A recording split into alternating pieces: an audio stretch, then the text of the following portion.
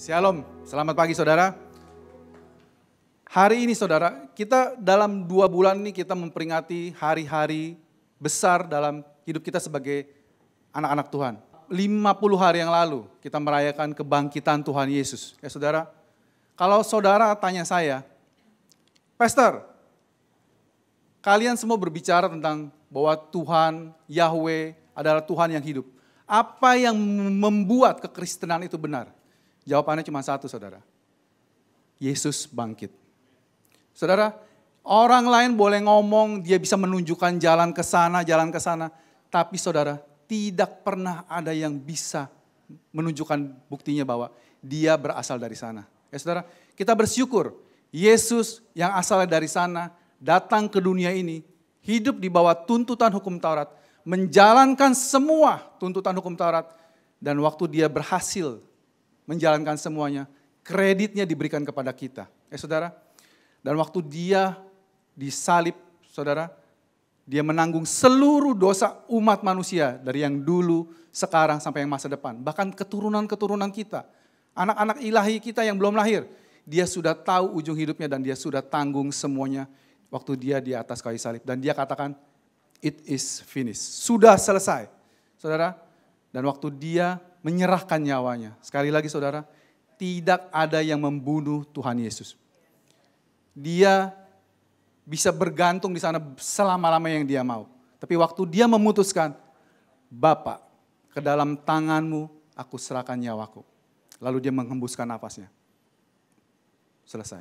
Ya saudara, dan pada hari ketiga, dia bangkit, menyatakan bahwa dosa-dosa kita, kesalahan kita sudah Tuhan tidak ingat-ingat lagi. Itu kabar baik saudara.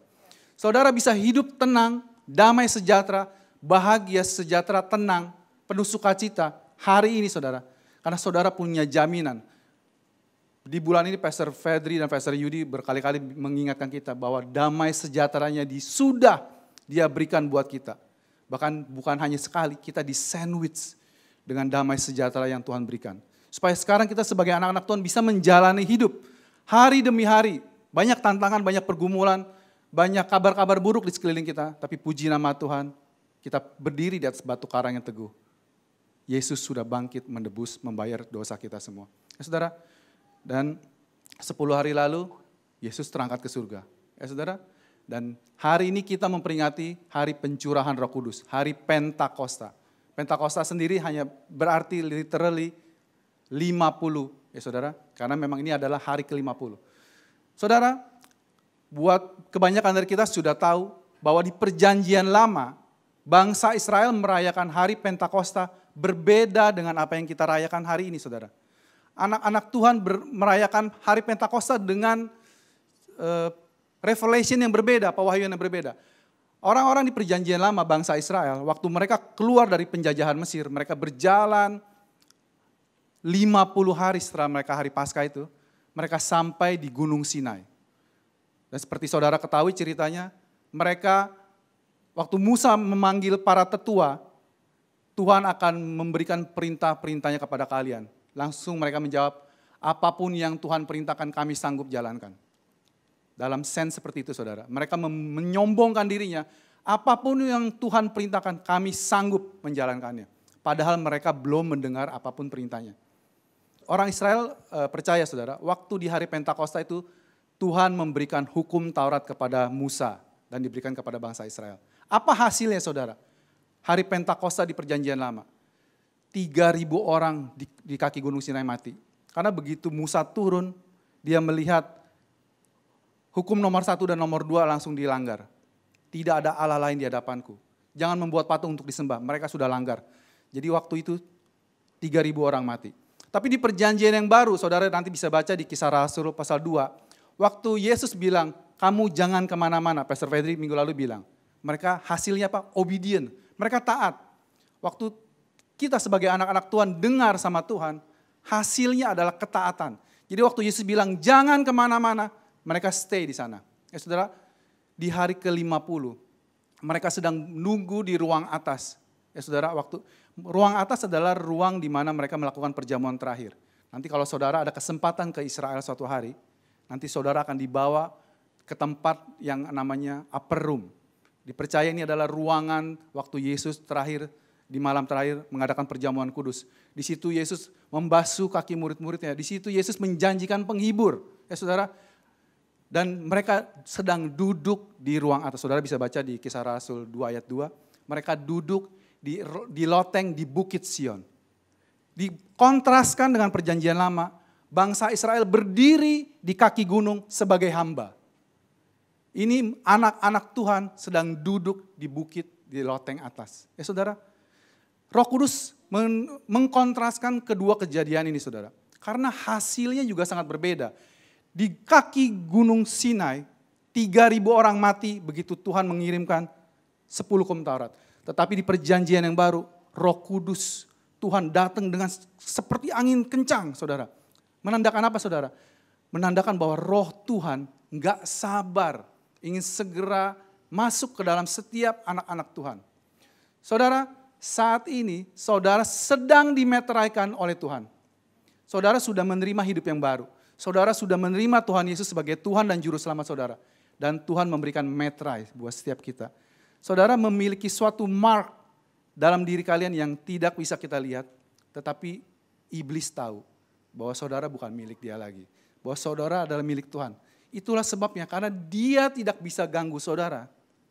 Dia pakai saudara ganggu diri saudara sendiri. Dia akan buat saudara berpikir, mengapa saya mengalami hal-hal seperti ini? Mungkin Tuhan mulai bosan. Oh, itu lagunya Ebit G.A.D. Mungkin Tuhan sedang marah sama saya. Mungkin Tuhan lagi bad mood. Tuhan kita Tuhan yang psycho. Hari ini bilang memberkati, besok dia bilang akan kukutuk. No saudara. Tuhan Yesus bilang, Roh Kudus akan tinggal bersama kamu selamanya. Mungkin saudara masih ada pergumulan saat ini. Waktu saya berbuat salah, waktu saya berbuat jahat, waktu saya berbuat dosa. Roh Kudus meninggalkan saya. Saudara, kabar baik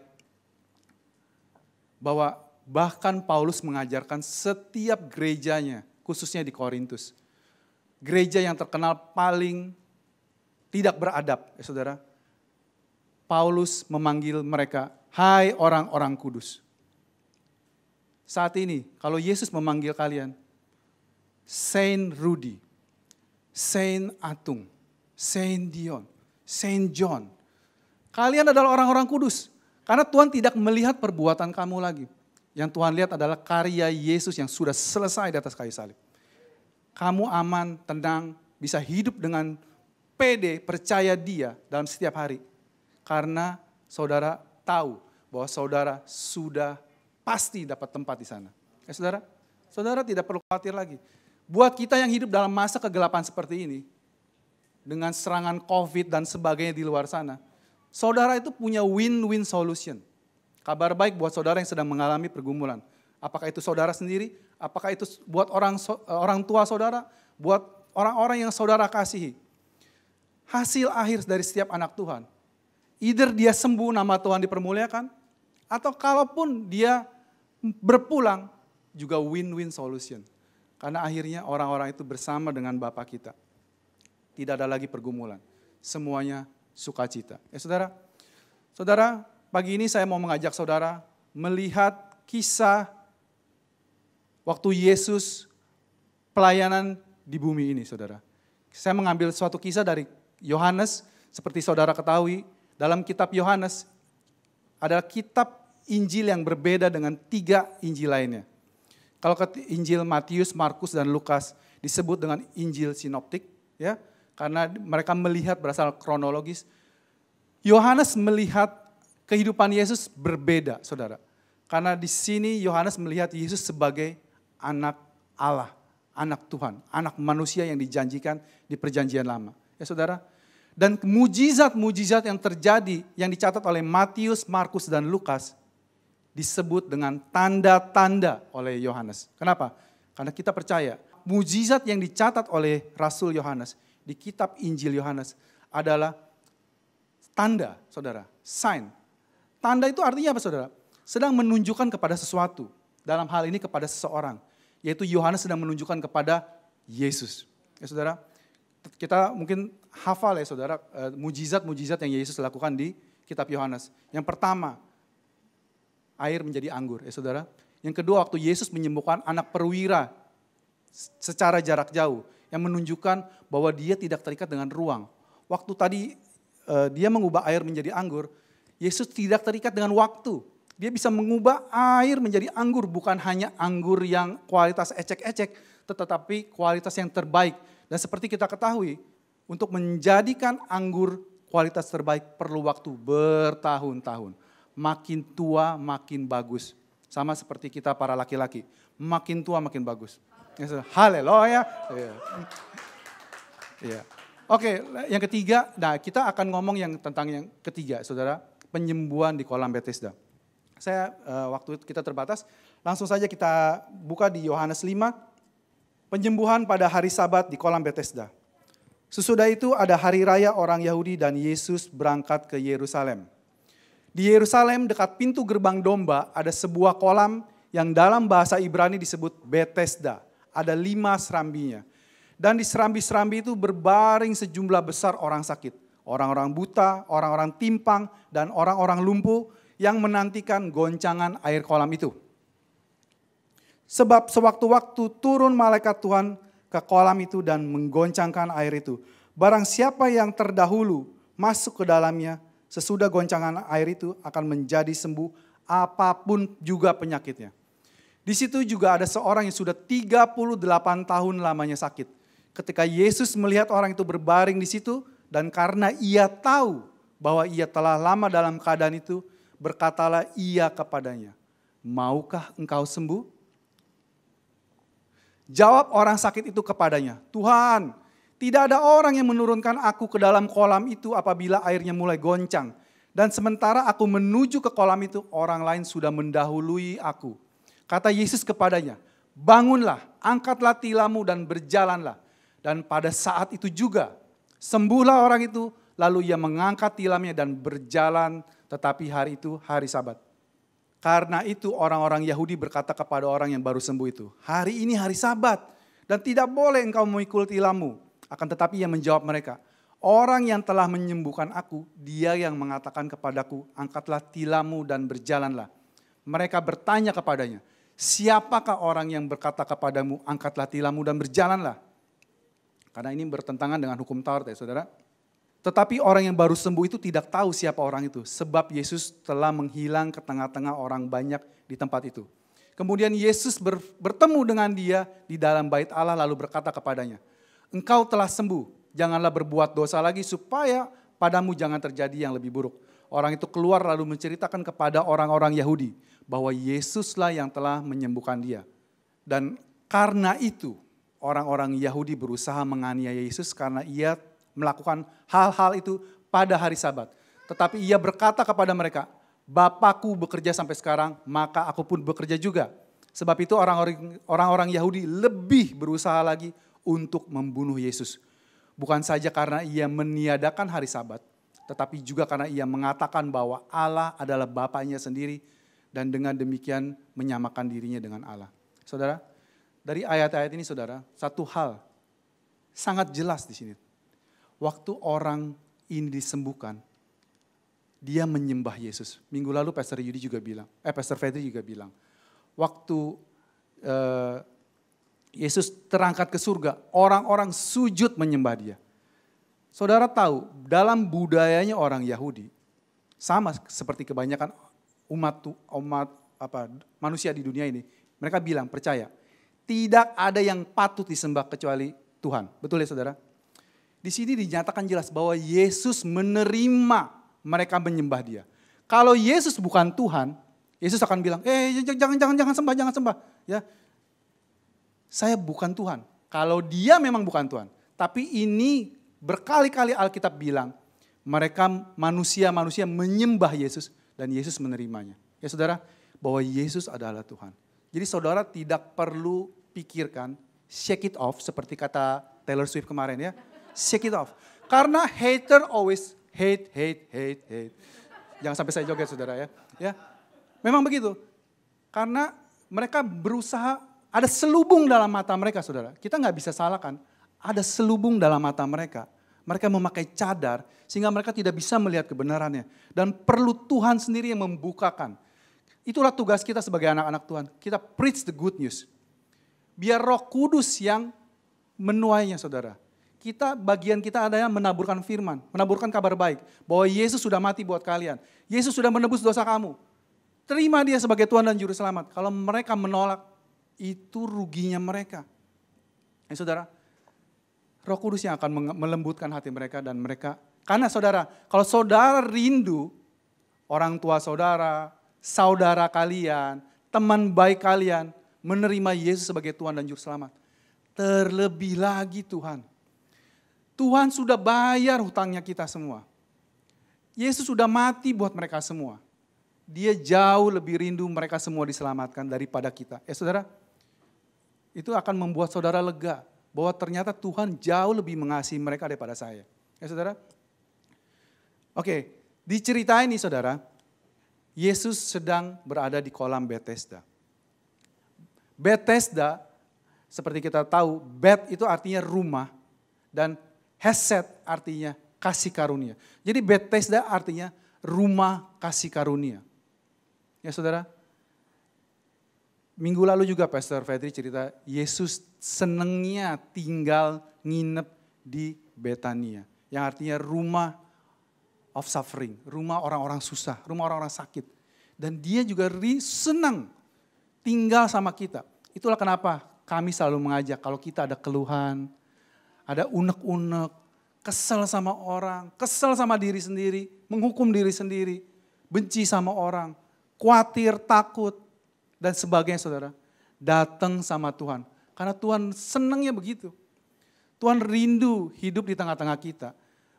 Tuhan ingin menunjukkan kasih karunia-Nya. Dan di kolam ini, seperti saudara lihat gambarannya ya, banyak orang yang sakit digeletakkan. Coba saudara pikir, apa kira-kira tujuan mereka berada di situ? Of course sudah tahu semua. Karena mereka punya pengharapan untuk disembuhkan. Sama banyak dari orang-orang di dunia ini. Semua orang di dunia ini rindu, pengen nanti kalau sudah meninggal masuk kemana. Dan Tuhan Yesus sudah memberikan jawabannya. Datanglah kepadaku yang letih lesu berbeban berat. Aku akan memberikan kelegaan kepadaku. Di rumah Bapakku banyak tempat tinggal. Jika tidak demikian, tidak mungkin aku mengatakannya kepadamu. Ya, ada banyak rumah buat setiap anak-anak Tuhan. Ya, terus saudara bisa bayangkan itu penuh sesak. Karena mereka datang dengan semua penyakit mereka. Dan saya percaya mereka sudah lama atau bahkan mungkin sudah kehabisan resources, sumber daya. Karena untuk berobat gak sembuh, obat sini, pergi ke sini gak sembuh, dukun ini gak sembuh, orang pintar ini gak sembuh. Maka dia berharap ini malaikat yang nyembuhin. Tapi buat orang ini saudara, dia dapat special grace lagi bahkan. Yesus sendiri datang kepada dia. Ya saudara, dan orang ini digambarkan sudah 38 tahun lumpuh. Saudara, tidak ada hal yang gak penting gak dicatat oleh Alkitab. Kalau Alkitab sampai mencatat 38 tahun, ini pasti ada artinya saudara. Ini saya percaya ini merujuk kepada Ulangan 2 ayat 14. Waktu itu bangsa Israel sudah keluar dari penjajahan Mesir. Mereka menyeberang Laut Teberau. Mereka grumble, menggerutu, marah-marah sama Tuhan. Tapi Tuhan gak hukum. Selama mereka tidak menyombongkan dirinya di hadapan Tuhan. Selama mereka keluar dari Mesir, di Laut Teberau, di Laut Merah, jalan buntu, sama seperti kita. Waktu kita menghadapi jalan buntu, kita mungkin komplain sama Tuhan. Tuhan, woi, Bebe, gak salah. Aku ini anakmu. Kok bisa sampai kena kejadian seperti ini? Ya saudara, kadang kita masih lupa. Karena kadang kita masih sering self-righteous. Saya gak pantas Tuhan, saya gak layak menghadapi semua permasalahan ini. Kan saya anakmu. Saya kan anak Tuhan judulnya. Saya anak raja. Kenapa saya masih mengalami hal-hal menyedihkan seperti begini? Ya saudara, bangsa Israel komplain sama saudara di Laut Merah. Di belakang ada pasukan Mesir yang mengejar dengan kereta kuda. Dan mereka komplain sama Musa. Dia bilang, apakah kurang kuburan di Mesir? Matinya harus di pinggir pantai begini. Tapi mereka bisa menyeberang. Waktu mereka menyeberang, mereka ketemu air yang pahit. Dimarah saudara. Mereka komplain lagi. Waktu mereka jalan lagi nggak ada makanan, mereka komplain lagi. Tapi saudara bisa lihat sendiri, waktu mereka keluar dari Mesir, setiap mereka komplain, menggerutu dan itu dosa saudara, Tuhan tidak menghukum mereka. Tetapi malah sebaliknya, Tuhan menunjukkan mujizatnya. Kenapa saudara? Karena mereka hidup di bawah kasih karunia Tuhan. Sampai di satu titik mereka di bawah Gunung Sinai yang tadi kita ceritakan. Mereka menyombongkan dirinya bahwa kami bisa mentaati perintah Tuhan. Sejak saat itu nada Tuhan berubah. Begitu mereka menggerutu, mati. Ya, saudara, singkat cerita mereka keluar dari Mesir, jalan 2 tahun sampai akhirnya sampai di Kades Barnea. Di Ulangan 2 ayat 14. Di Ulangan 2 ayat 14, mereka sampai di Kades Barnea, mereka mengirim utusan 12 mata-mata. Ya, 12 Spice Boys, ya, bukan Spice Girls. 12 Spice Boys dikirim dan 10 mereport hal yang jelek. Betul saudara ya? Saudara tahu ceritanya. 2 Yosua dan Kaleb bilang, mereka memang gede-gede bos, tapi mereka makanan kita. Saudara tahu mana yang berkenan sama Tuhan, mana yang tidak berkenan sama Tuhan. Tapi mana yang menang? Sayangnya mayoritas menang saudara. Ya, tapi kabar baik juga, mayoritas tidak selalu benar. Ya saudara, saat itu mayoritas bilang kita akan mati jika kita melawan raksasa-raksasa itu. Sehingga mereka dalam tanda kutip mendapat hukuman 38 tahun ekstra. Sebenarnya saudara, Tuhan rindunya mereka saat itu masuk. Mereka mengikuti apa yang Yosua dan Kaleb kabarkan, kabar baik. Kabar baik bro. Tanahnya melimpah, bukan hanya ada madu dan susu. Melimpah madu dan susunya. Gak mungkin, iya gede, indah. Tapi dong, lihat dong raksasanya, kita kayak belalang. Ya. Terus mereka kena hukuman 38 tahun. Saya percaya 38 tahun ini adalah melambangkan penghukuman Tuhan. Dan waktu orang ini ketemu Yesus, saudara coba pelan-pelan baca cerita ini. Yesus tanya sama dia. Dan Yesus tahu saudara, bahwa orang ini sudah lumpuh 38 tahun. Yesus tahu kebutuhan dia yang terbesar saat itu adalah disembuhkan. Bukan makan burger, bukan mertuanya disembuhkan, bukan. Dianya dipulihkan. Ya saudara, dan Yesus bertanya, sama seperti Yesus bertanya kepada saudara saat ini. Kita, Pastor Fedri lagi, saya ingat banget beliau sering bilang, apa kabar hari ini? Yes, luar biasa. Padahal kita mau ngomong sebenarnya, not too good pastor. Actually saya lagi kesal. Saya lagi bete. Bahkan ke gereja aja nih saudara, pastor. Saya mesti berantem sama istri. Buruan lama amat sih. Kita mau pelayanan nih. Ya sudah. Saudara. Kami juga mengalami ya. Bahkan untuk ke gereja aja saudara. Untuk minister aja. Kita perginya sering dalam tanda kutip tidak berdamai. Ya. Dan seringkali biasanya dengan pasangan kita. Ya. Tapi saudara tidak sendirian. Dan saudara tidak sendirian, ya. Kabar baik, ya. Biarlah yang bertelinga mendengar. Oke, jadi Yesus bertanya sama orang ini. Maukah engkau sembuh? Dia bertanya kepada saudara, maukah engkau sembuh? Engkau sedang sakit, God. Engkau sedang gak beres, bro, sis. Ada yang perlu saya bantu? Yesus begitu, dia kayak customer service. Yang tidak pernah sulit dihubungi, gak ada nomor antrian. Datang langsung istilahnya apa? Nasabah prioritas saudara. Nggak perlu ngantri, langsung prioritas. Anytime, nggak ada waktunya. Nggak perlu jam sekian harus menghadap dia, jam sekian menghadap dia. Datang kamu kapan aja, apa adanya. Ya, nggak perlu ganti-ganti baju, ganti-ganti pakaian supaya kelihatan holy. Tuhan tahu isi hati kamu. Luarnya boleh kayak kuburan putih bersih. Dalam kalian busuk semua kata Tuhan. Ya, dan aku tahu itu, dan aku don't mind. Itu kabar baik saudara, tuh pribadi yang tahu segalanya tentang kita, dia nggak masalah sama kita. Dia bahkan minta, maukah engkau sembuh? Dan jawaban kita kebanyakan seperti orang ini. Jawabannya sebenarnya apa saudara? Maukah engkau sembuh? Mau.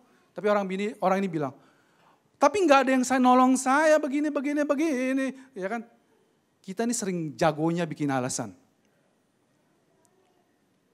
Maukah kamu disembuhkan? Dia nggak bilang mau atau nggak mau. Of course dia mau ya.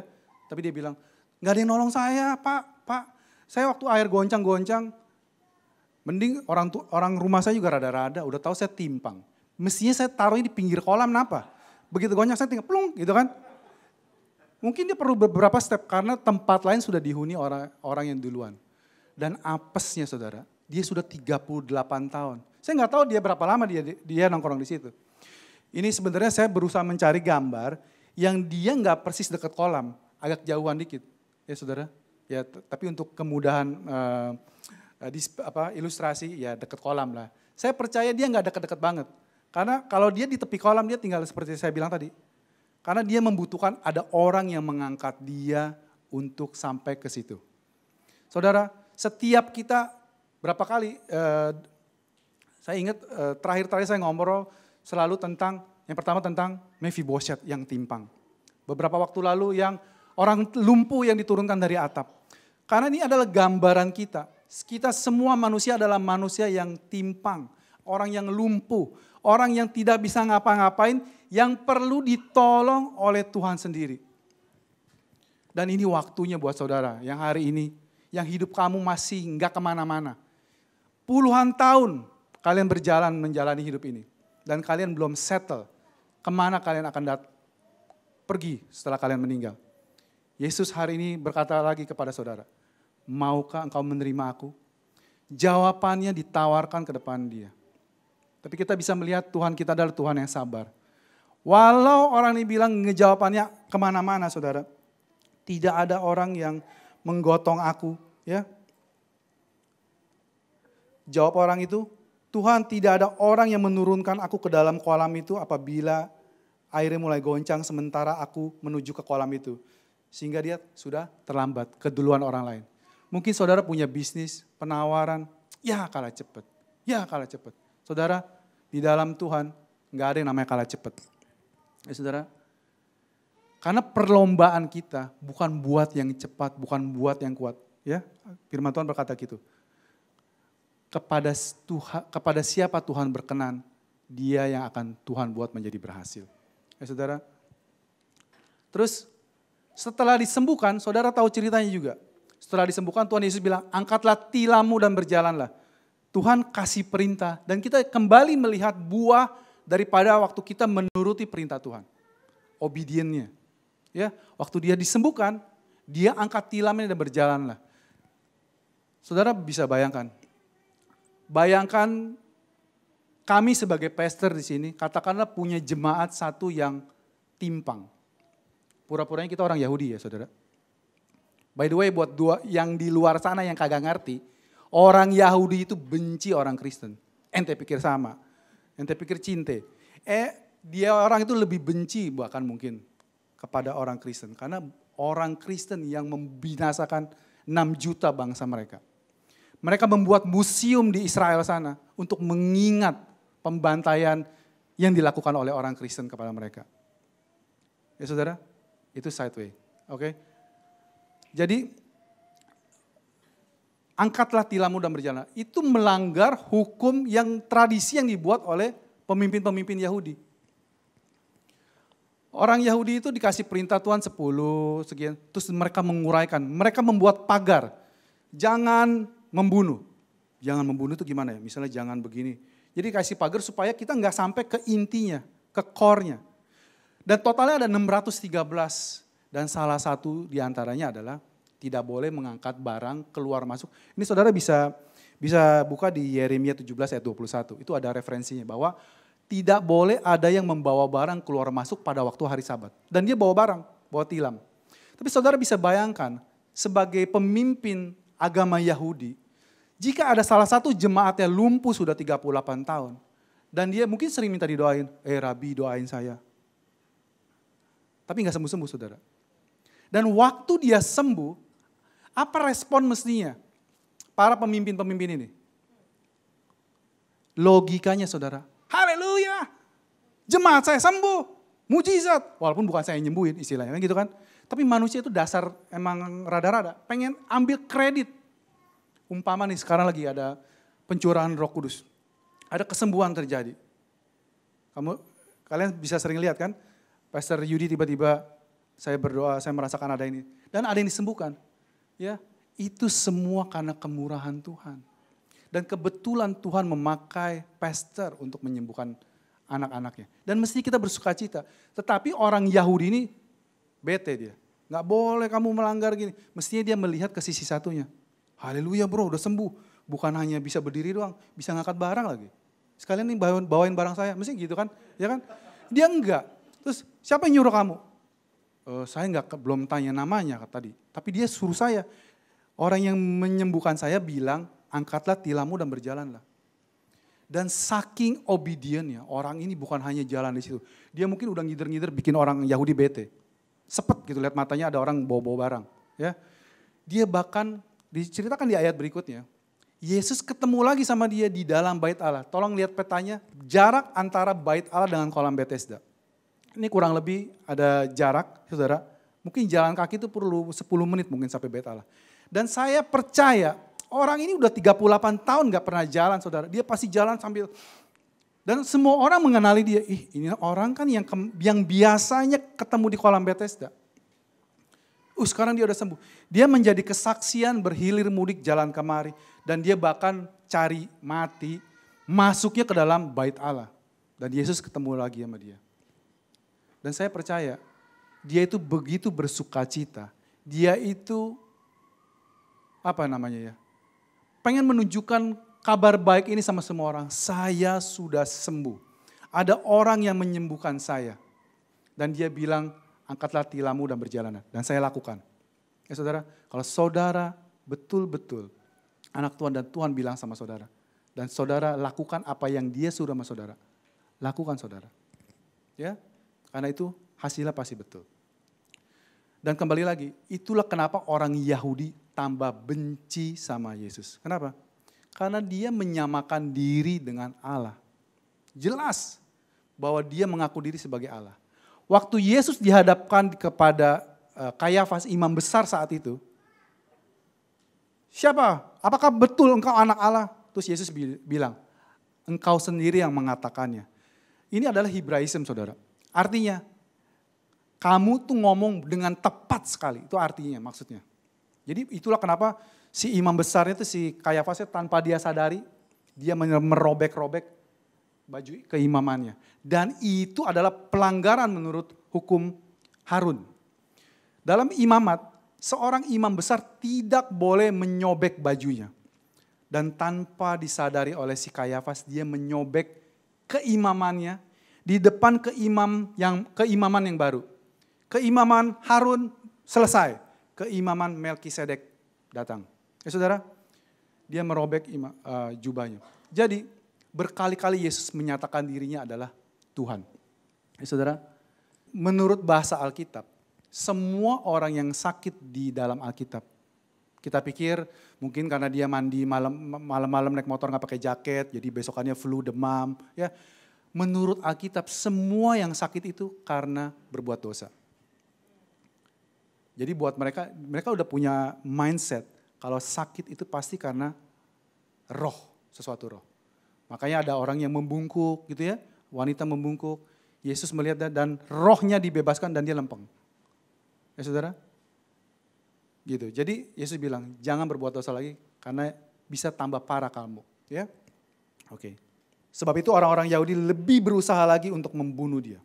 Bukan hanya karena dia meniadakan hari Sabat, tetapi juga ia mengatakan bahwa Allah adalah Bapanya sendiri. Dan dengan demikian menyamakan dirinya dengan Allah.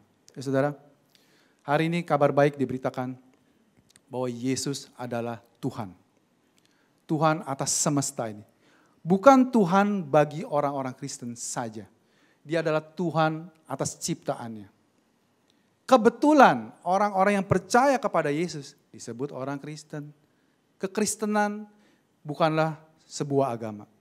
Apa yang saya beritakan, apa yang saya tawarkan hari ini, bukanlah untuk mengubah KTP kamu di agama kamu di KTP. Bukan. Apa yang saya bagikan pagi ini adalah, apakah engkau mau menerima Yesus sebagai Tuhan dan Juru Selamat pribadi kamu? Beberapa minggu ini, kita semua sudah mendengar bahwa Yesus yang adalah Tuhan mengosongkan dirinya, merendahkan dirinya menjadi manusia. Bukan hanya manusia biasa. Kalau kita jadi Tuhan, kita akan memilih menjadi seorang raja atau pangeran di sebuah kerajaan yang mewah. Tapi Yesus memilih menjadi rakyat jelata. Di bawahnya jelata bahkan, orang miskin. Padahal dia lahir dari keturunan Daud, keturunan raja.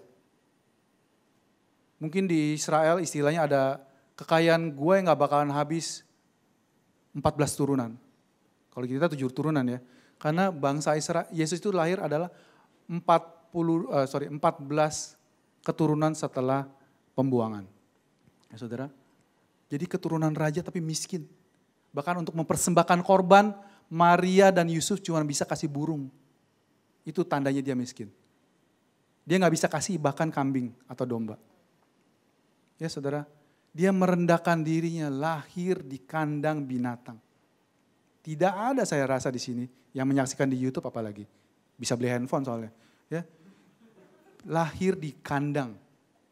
Dia memilih begitu saudara. Lahir di kandang. Dan dia menyerahkan nyawanya untuk menjadi pendamai Bapa dan kita manusia berdosa. Bapa yang kudus, Tuhan yang kudus dan manusia berdosa tidak bisa bersatu saudara. Bahkan untuk dosa yang kecil sekalipun.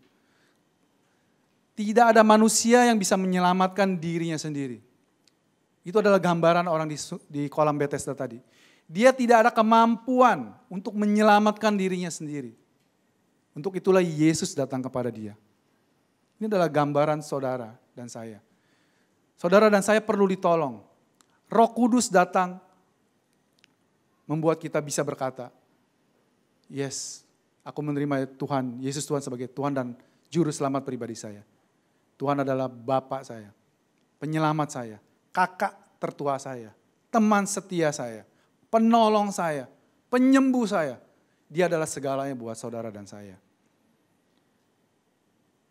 Menyerahkan nyawanya, mati, dan Bapa membangkitkan dia dengan kuasa yang besar. Sebagai kwitansi bahwa dosa kita sudah selesai, sudah beres, free. Keselamatan kita gratis, tapi dibayar dengan harga yang sangat mahal. Yang tidak akan bisa kita bayar. Mungkin banyak orang sombong di luar sana yang bilang, saya bisa menyelamatkan diri saya sendiri. Asalkan saya banyak berbuat amal, berbuat baik.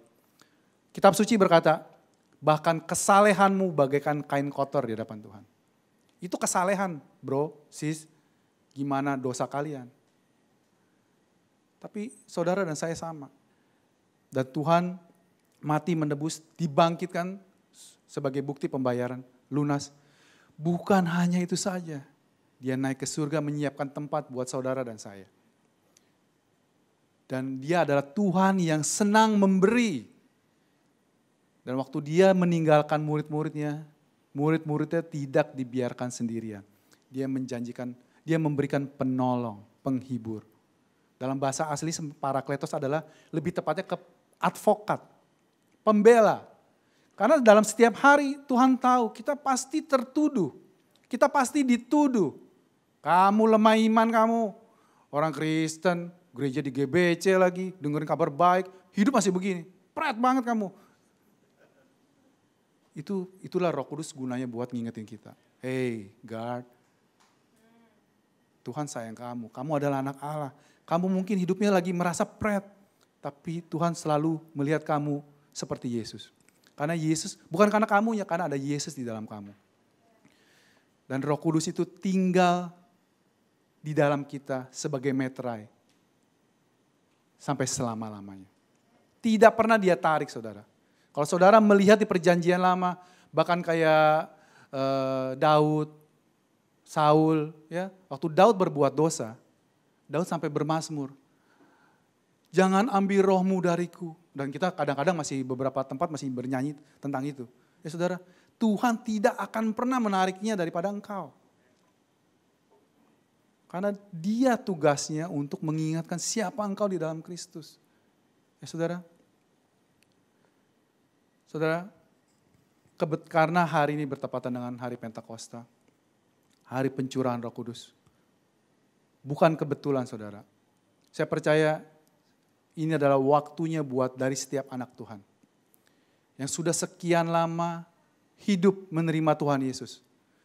Tapi kita tidak mengaktifkan gift, anugerah yang Tuhan sudah berikan. Saya mau berikan sekilas saja, karena waktunya tinggal sedikit. Tentang mitos-mitos yang mungkin kita percaya salah tentang Roh Kudus. Yang pertama, berbahasa roh, karunia roh maksud saya ya. Berbahasa roh adalah sebuah bahasa. Sebuah language. Ya.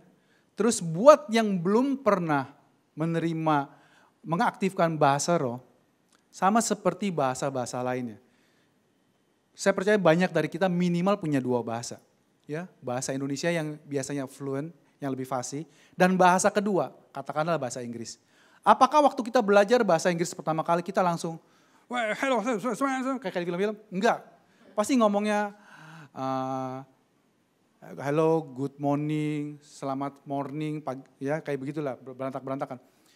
Atau buat anak kecil, contoh gampangnya anak kecil lah. Anak kecil baru pertama kali belajar bahasanya, dia akan ngomong, mungkin ngomongnya nggak jelas, berantakan. Tapi buat kita bapaknya, apa respon kita saudara? Lucu, cute, kita videoin, kita kirim-kirimin. Padahal buat orang dewasa, kekanak-kanakan. Ngomong nggak jelas begini, bicara nggak, minta permennya nggak bisa, ngomong kayak gitu kan. Buat yang dewasa menganggap remeh, tapi buat bapaknya, it's so cute. Demikian juga dengan berbahasa roh saudara. Jika saudara belum pernah berbahasa roh dan saudara rindu, Tuhan sudah kasih saudara. Kata kuncinya gitu, Tuhan sudah kasih, it's a gift, otomatis dapat. Karena roh Tuhan ada dalam kalian, kalian tinggal pakai. Karena ini manfaatnya banyak sekali buat saudara. Ya, waktu kita memulai berkata-kata, mungkin kita akan hanya bisa 1 syllable, 1 suku kata. Ya, saya pertama kali berbahasa roh begitu. Ada sesuatu yang mau keluar tapi saya tahan. Itulah Tuhan kita saudara. Tuhan itu enggak poses. Tuhan itu enggak maksa. Tuhan itu kasih free will. Bahkan untuk hadiahnya dia Tuhan kasih free will. Ini udah dikasih. Silakan pakai. Kalau pakai berguna buat kamu. Karena Alkitab berkata, waktu kamu berbahasa roh berkata-kata, kamu bukan berbahasa dengan bahasa yang kamu mengerti. Pikiran kamu nggak bisa mengerti, hanya Tuhan yang ngerti. Ya. Dan waktu kamu berkata-kata dengan bahasa roh, kamu membangun dirimu sendiri. Banyak bagian tubuh kalian direstorasi. Ya, itulah kenapa kalau kalian ngelihat pastor-pastor dan jemaat di sini muda-muda kalau kalian ketemu, ya, karena mereka sering berbahasa roh dan ada perbaikan sel, ya, saudara. Haleluya, ya. Terus itu gunanya berbahasa roh, saudara. Jadi waktu kalian berkata-kata mulai dengan dada. Waktu kita mau ngomong, kita tahan-tahan. Ya tertahan. Ini salah satu mitos lagi. Waktu kita mendapatkan bahasa roh, kita nggak bisa kendalikan. Tiba-tiba kita dalam bus, kira mana. Langsung lega. Kayak Musa membelah laut. Langsung sepi depannya. Ya, enggak. Seperti karunia yang lain, semuanya saudara bisa aktifkan. Kalau saudara malu, ya lagi kalian sendirilah. Coba-coba sendiri. Mungkin kamu agak jaim sama pasangan kalian. Lagi di kamar sendiri, lagi gak ada orang, kamu percayalah ya saudara. Bapamu di surga melihat kalian itu cute. Cute gitu ya. Kalian gunakan bahasa itu. Karena itu buat kita sendiri. Dan berbahasa roh adalah salah satu senjata yang Tuhan janjikan dalam Efesus 6. Ya. Semuanya defense. Ketopong keselamatan, ikat pinggang kebenaran, baju jira, semuanya saudara.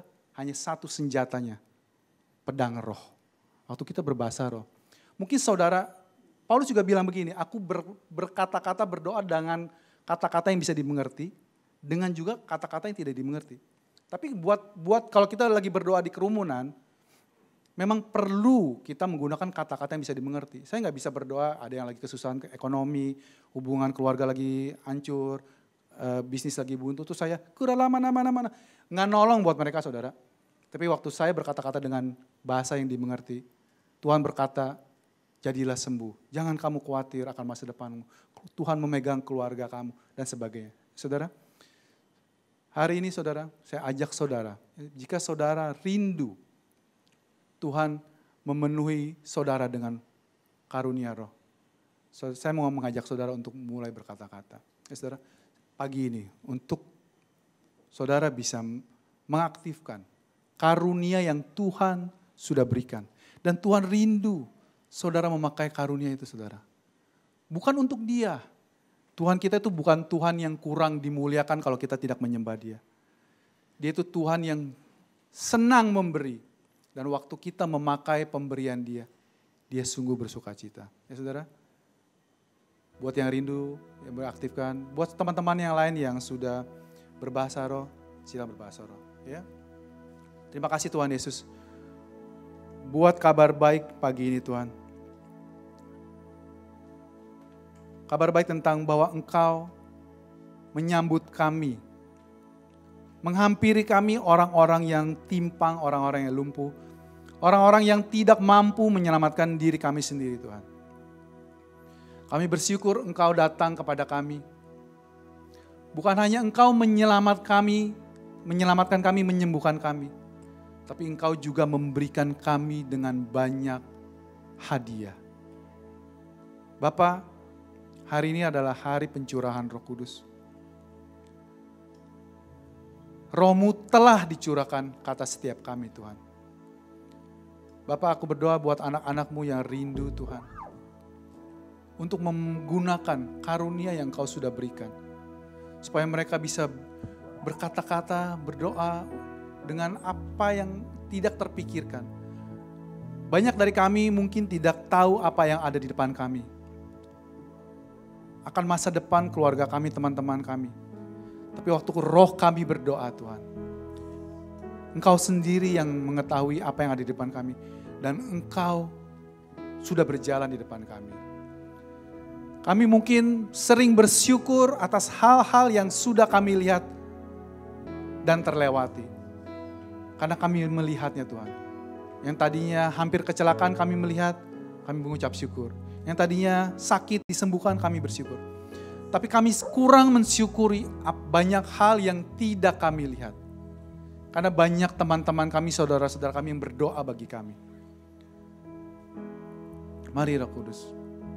Buat semua teman-teman kami yang rindu Tuhan.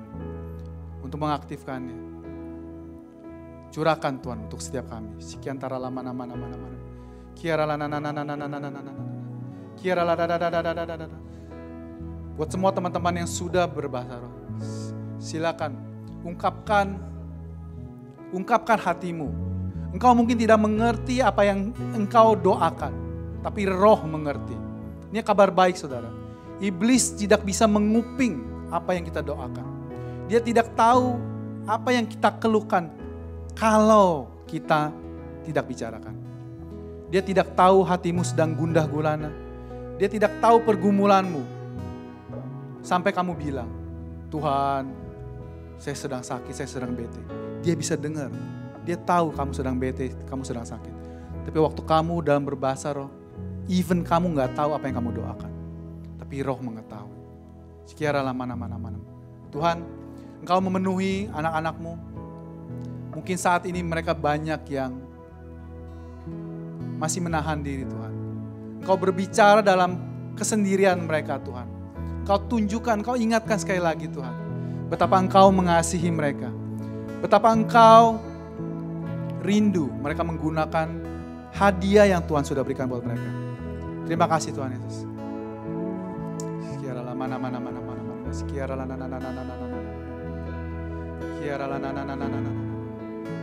Terima kasih Tuhan Yesus. Terima kasih buat anak-anak-Mu Tuhan di tempat ini.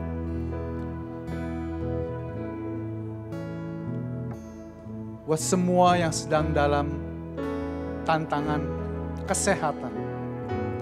Jika engkau sedang merasa dirimu sakit, Tuhan jauh lebih rindu menyembuhkan engkau. Taruh tanganmu di tempat yang engkau ingin doakan. Terimalah kesembuhan, pengurapan Tuhan. Kesembuhan terjadi di tempat ini. Sekiaralah mana. Tuhan rindu menyembuhkanmu lebih daripada engkau ingin disembuhkan. Karena Dia sudah membayar semua kesehatanmu. Kesehatan keluargamu Dia yang bayar. Tubuhnya sudah dihancurkan supaya kita menjadi sehat. Buat saudara yang memiliki stres berlebihan, beban pikiran yang menekan saudara, ketahuilah kepala Yesus sudah ditusuk duri beracun. Supaya saudara dan saya bisa hidup dalam damai sejahtera. Buat saudara-saudara yang merasa kekurangan, Yesus yang kaya sudah dibuat menjadi miskin. Supaya kita yang miskin diperkaya di dalam Kristus. Buat saudara-saudara yang sedang mengalami kesendirian, kesepian dalam hidup, Yesus sudah ditinggalkan sendirian. Semua murid-muridnya lari meninggalkan Dia waktu Dia disalib dan Dia diadili. Dia memilih itu saudara, supaya saudara dan saya selalu berada dalam orang-orang yang mengasihi saudara. Hatinya hancur, supaya hati kita dipulihkan.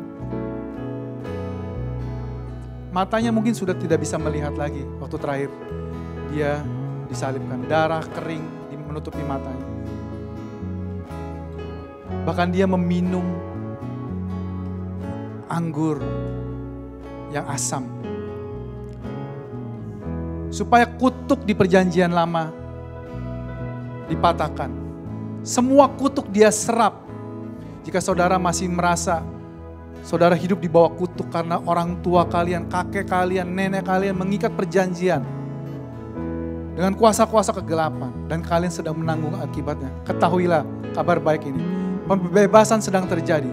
Yesus sudah meminum anggur asam itu. Dia sudah meniadakan hukuman buat kalian. Tidak ada lagi kutuk dalam hidup kalian. Karena Dia sudah menjadi kutuk tergantung di kayu salib. Terima kasih Tuhan Yesus. Buat kabar baik yang Kau beritakan pagi ini Tuhan. Terjadi pembaharuan, terjadi pemulihan, terjadi kesembuhan, terjadi pembebasan Tuhan di tempat ini. Juga buat orang-orang yang sedang menyaksikan. Mengucap syukur Tuhan buat kebaikan. Haleluya. Sekarang kita mau menerima tubuh dan darah Kristus. Kita persiapkan elemen perjamuan kudus kita. Kita diingatkan. Malam terakhir sebelum bangsa Israel dibebaskan. Allah memerintahkan melalui Musa. Mereka harus mengoleskan darah di ambang pintu depan. Supaya ketika malaikat maut melewatinya. Malaikat maut yang melihat bahwa ada darah. Sehingga tidak ada kematian dalam rumah itu. Dan Musa juga memerintahkan setiap keluarga untuk menyembelih seekor domba. Dan mereka makan dengan posisi siap. Kasut terpasang, ikat pinggang terikat. Supaya mereka siap merayakan pembebasan yang Tuhan berikan. Saudara, kalau di perjanjian yang lama, Tuhan memberikan hasil yang sangat luar biasa. Terlebih lagi kita saat ini buat anak-anaknya. Kalau dengan hamba-hambanya saja, Dia melakukan mujizat yang luar biasa. Terlebih lagi engkau dan saya, saudaraku. Mari kita angkat roti di tangan kanan kita. Terima kasih Tuhan Yesus. Buat tubuhmu yang sudah dipecah-pecahkan. Sudah dihancur-hancurkan.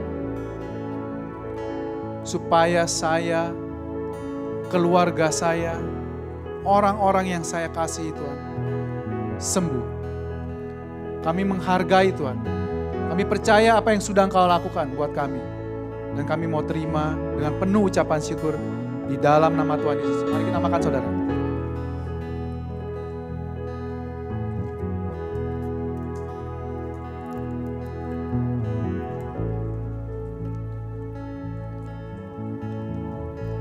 Pada malam terakhir sebelum diserahkan, Yesus juga mengangkat cawan dan Dia berkata, ini adalah cawan perjanjian baru yang dimeteraikan oleh darahku. Sekarang saat ini semua umat Tuhan yang mendengarkan firman ini, saudara adalah orang-orang anak-anak Tuhan yang hidup di perjanjian yang baru, bukan di perjanjian yang lama. Di perjanjian yang lama Tuhan mengingat setiap pelanggaran kita dan dibalaskan kepada keturunan kita yang keempat dan yang kesekian. Tapi di perjanjian yang baru Tuhan bilang, aku tidak mengingat lagi kesalahan mereka dan pelanggaran mereka.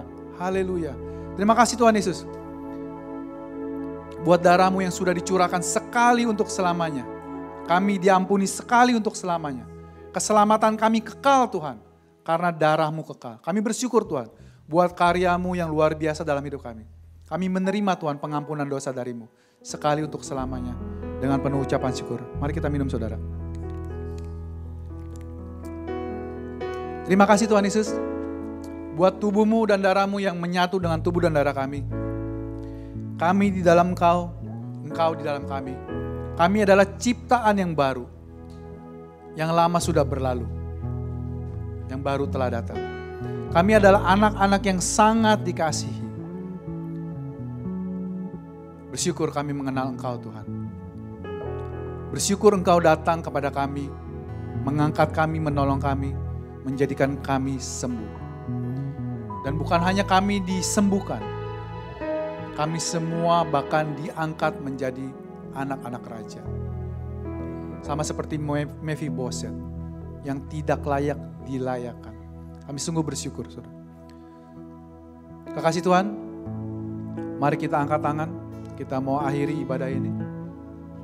Kita mau terima berkat dari Tuhan kita. Tuhan memberkatimu dengan kesehatan yang melimpah, dengan kesembuhan, dengan pemulihan dalam berbagai aspek.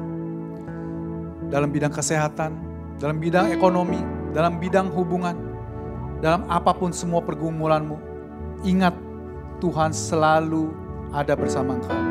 Tak sekalipun Dia meninggalkanmu, tak sekalipun Dia melepaskanmu sendirian. Walau engkau merasa sedang berada dalam lembah kekelaman, ketahuilah Dia selalu ada bersamamu. Tuhan menyertaimu, Tuhan melimpahimu dengan kasih karunia-Nya. Wajahnya selalu dihadapkan kepadamu. Dan damai sejahteranya Dia tinggalkan buat setiap kita. Tuhan memberkati engkau saat engkau pergi dan pulang. Saat engkau keluar dan masuk. Apapun yang engkau kerjakan, Dia buat menjadi berhasil. Terima kasih Tuhan Yesus. Buat semua kemurahan-Mu, buat semua kebaikan-Mu, kami terima di dalam nama Tuhan Yesus. Pulanglah dengan damai sejahtera Bapa, penyertaan Roh Kudus, dan kasih karunia Tuhan Yesus menyertai kita mulai saat ini sampai Maranatha, sampai Yesus datang menjemput kembali. Terima kasih Tuhan. Yang diberkati sama-sama katakan amin. Selamat berhari Minggu, Tuhan Yesus memberkati. Jesus loves you. Amin.